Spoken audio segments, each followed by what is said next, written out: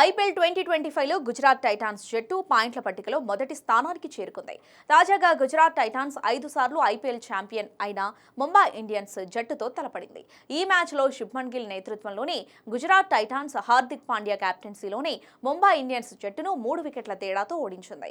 ఈ ఐపీఎల్ సీజన్లో గుజరాత్ టైటాన్స్ జట్టు ఆర్సీబీ, సీఎస్కే, ముంబై ఇండియన్స్ జట్లు కూడా ఇప్పటివరకు చేయలేని ఘనత సాధించింది. అయితే ఈ ఐపీఎల్ 2025లో గుజరాత్ టైటాన్స్ జట్టు మంచి దూకుడుగా కనిపిస్తోంది.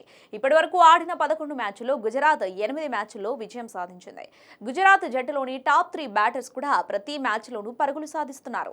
ఇందులో భాగంగా గుజరాత్ టైటాన్స్ ప్రత్యేక ఘనత సాధించింది.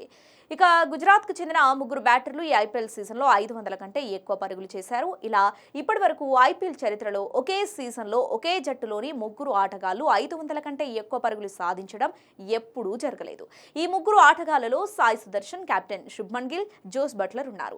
సాయి సుదర్శన్ ఇప్పటివరకు 509 పరుగులు చేస్తే శుభ్మన్ గిల్ 508 పరుగులు, జోస్ బట్లర్ 500 పరుగులు సాధించారు. దాంతో సీజన్లో అత్యధిక పరుగులు చేసిన టాప్ 5 బ్యాటర్లలో 3 గుజరాత్ టైటాన్స్ కు చెందిన వారి కావడం గమనార్హం.